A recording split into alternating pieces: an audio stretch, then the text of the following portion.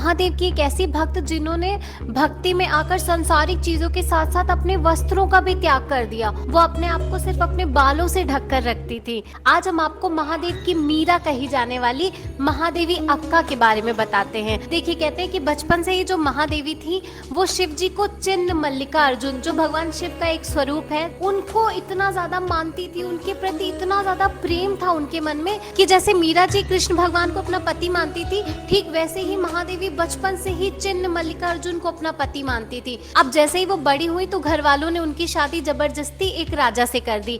अब राजा के साथ तो वो गृहस्थ जीवन अपना नहीं पा रही थी, तो राजा इस चीज से बहुत क्रोधित रहता था, क्योंकि जब वो अपनी पत्नी को किसी और के प्रति इतना समर्पित देखता था तो उसे क्रोध आता था। और जब भी वो महादेवी के पास जाने की कोशिश करे तो महादेवी उन्हें ये कह के दूर कर दे कि मेरा तो सिर्फ एकमात्र पति है, वो है महादेव, और मेरे पे सिर्फ और सिर्फ उनका ही अधिकार है। अब अपनी पत्नी के मुंह से इस तरह की बातें सुन के किसी को भी क्रोध आएगा, तो राजा भी एक बार बहुत क्रोधित हुए और भरी सभा में उन्होंने महादेवी का ऐसा अपमान किया कि पूछो नहीं। उनसे बोला कि अगर तुम मेरी नहीं हो, मैं तुम्हारा कुछ नहीं हूँ, शिव तुम्हारे पति हैं, तो तुम यहाँ पे जो ये सुख साधनों का भोग कर रही हो ये मेरा है।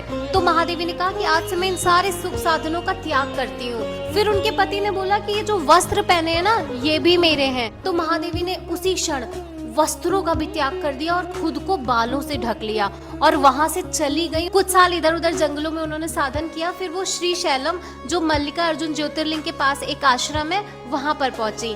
वहां पर उनको अक्का नाम दिया गया। अक्का का मतलब होता है बड़ी बहन, और तब से ही उनका नाम महादेवी अक्का पड़ गया और हम सब उन्हें आज तक महादेवी अक्का या अक्का महादेवी के नाम से जानते हैं। और फिर महादेवी अक्का मल्लिकार्जुन ज्योतिर्लिंग के पास ही एक गुफा थी, वहां पर रहकर साधना करने लगी और अंत में कहते हैं कि भगवान शिव ने उन्हें साक्षात उसी गुफा में दर्शन भी दिए और जो उनकी आत्मा थी वो परमात्मा में विलीन हो गई और उसी श्री शैलम की गुफा में उनकी समाधि बना दी गई। और आज भी लोग कहते हैं कि जो महादेवी अक्का की समाधि है वहां पर एक अलग तरह का आकर्षण है, एक अलग तरह का तेज है। कई साधक वहां पर जाकर जब साधना करते हैं तो वो कहते हैं कि यहाँ पर एक महादेव से अलग और गहरा कनेक्शन महसूस होता है। तो देखिए, अपने धर्म में कितने महान और बड़े बड़े भक्त हुए हैं जिन्होंने भगवान की भक्ति और प्रेम के लिए सारी लिमिट्स क्रॉस कर दी और अंत में स्वयं भक्त और भगवान में कोई फर्क ही नहीं रह गया, उनकी आत्मा परमात्मा में विलीन हो गई। उन्हीं भक्तों में से एक थी महादेवी अक्का।